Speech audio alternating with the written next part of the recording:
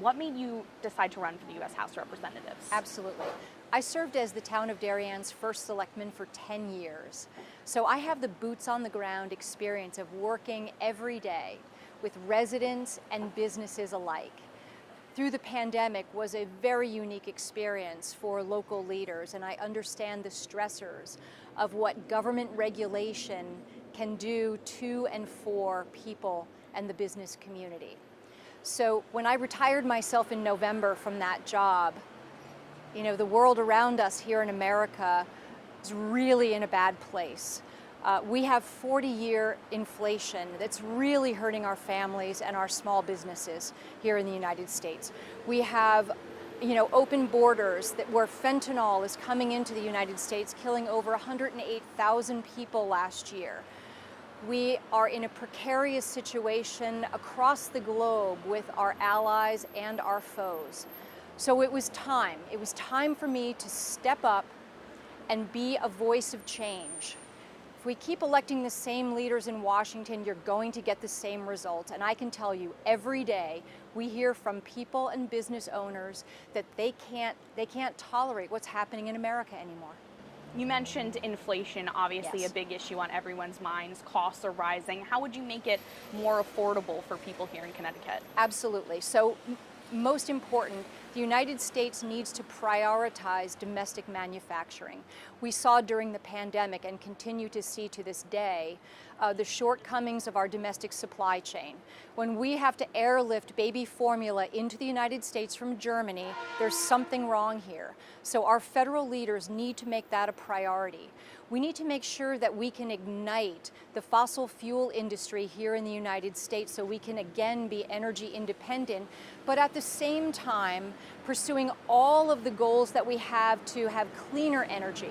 It's not an either-or policy. We have to do all of the above to help take that financial pressure off of our families and our businesses. And do you feel your previous experience serving Connecticut makes you better qualified for this job? There's no question about that.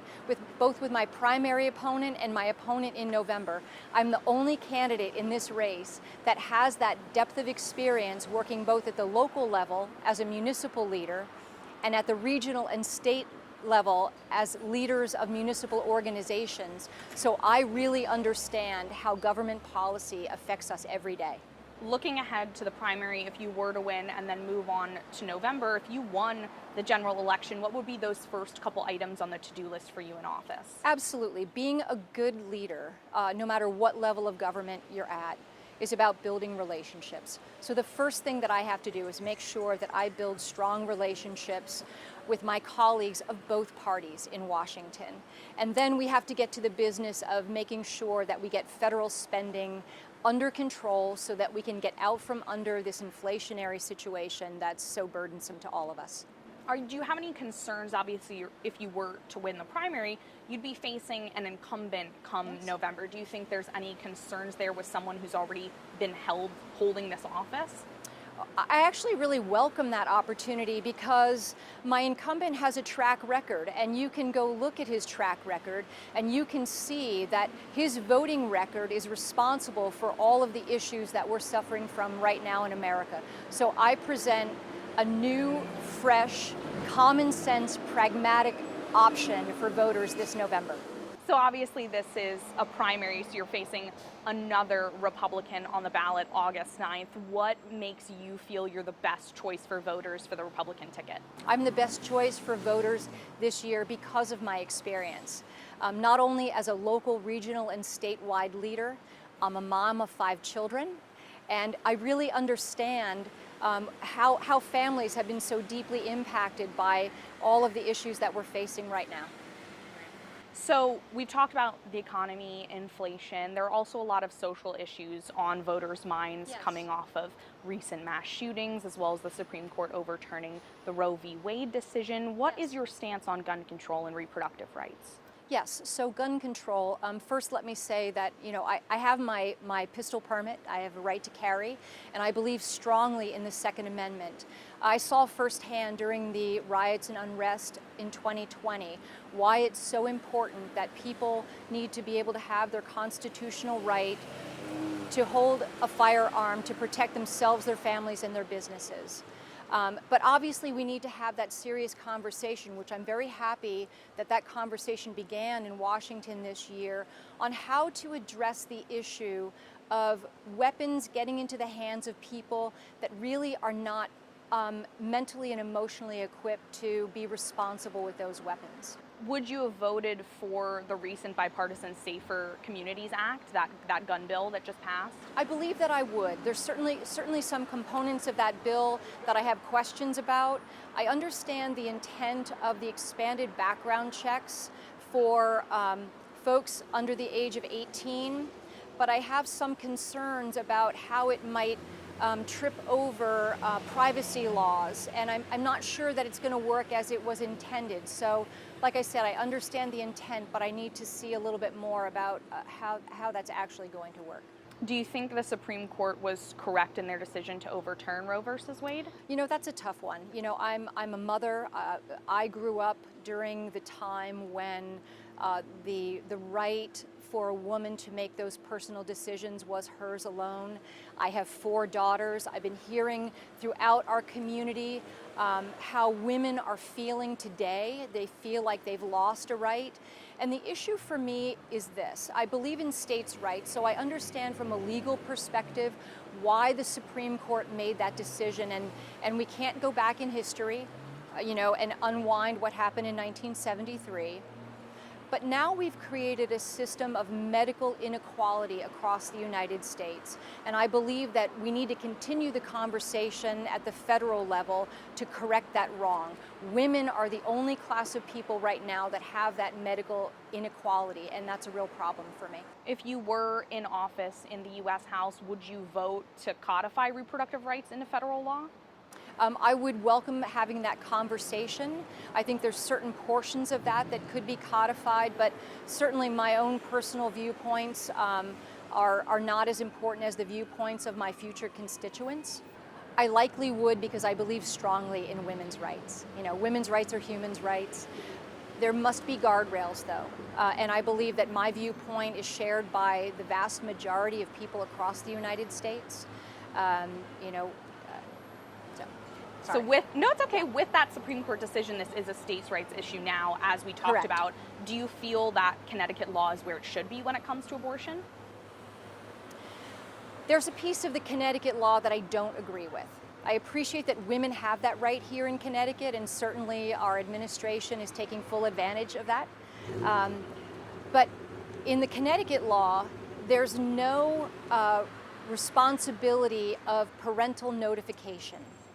And I've talked to enough women to know that for those that have had to make that really tough decision, that you need that emotional support, and no young woman should go through something like that alone. So I actually believe in parental notification, or in the case where there aren't parents, a guardian or a caring adult role model should go through that process with a young woman. So would you consider yourself pro-choice with restrictions?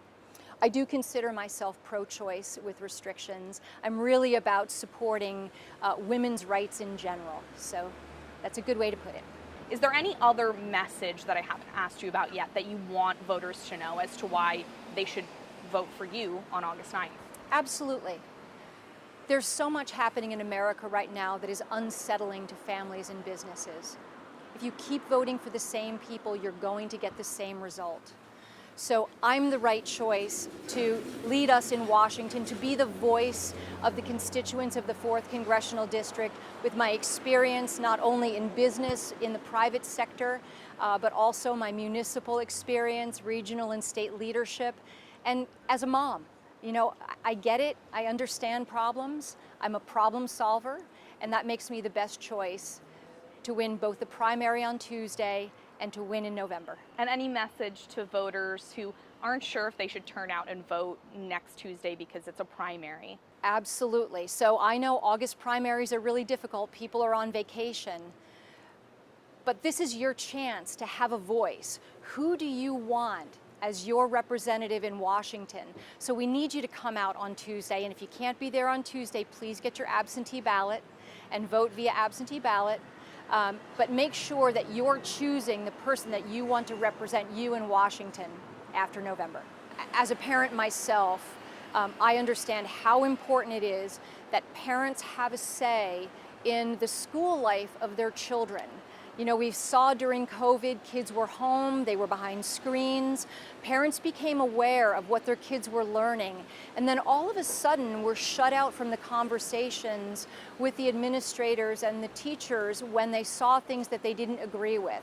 So I stand strongly with parents and parents' rights. Our children are our future, and my role primarily as a mom, I'm the right person to take that message to Washington and make sure that we're making laws that always have children and families as the center of those legal priorities. Would you support any sort of laws or measures to notify parents of certain curriculum prior to it being taught in schools, specifically sex education? Oh, absolutely. The things that we're seeing right now that are working their way into curriculum without parents seeing them and having a chance to have their kids opt out is quite frankly a little bit scary for me and disrespectful to families. Families need to be able to choose, you know, based on their own values, personal values, and their faith values on what they want their children to be exposed to. And I know, talking to people in this district, they want their kids to get a great basic education. I'm a strong advocate for parents' rights to know and to have a say in what their children are learning, particularly when it comes to sensitive content about sexual education and sexualized content in the curriculum. I'm also very passionate about mental wellness for our children. Our kids have really suffered during COVID, and we're just beginning to see the impacts of that. I actually believe that the mandates on our children in schools with masks and isolation, you know, being home instead of being in the school environment, is going to be considered the greatest moral crisis of our lifetime. So I'm going to be a champion for children and families when I'm your Congresswoman in Washington. We talked about sex education. Do you think that there are any concerns something like critical race theory is being taught in Connecticut schools? I know that it is, but not specifically under that name. You know, we have certain evidence that, you know, parents are amazing. Parents are doing a great job researching what their kids are learning in school. So it might not have that name associated with it, but certainly the tenets of critical race theory have worked their way into public school curriculum. Do you oppose that? I do, yes. Do you want to elaborate on why? Yes, I oppose that because it's an ideology that pulls us apart instead of bringing us together. It's teaching our children to label one another based on the color of someone's skin rather than who they are as a person. And so for that reason, I oppose it.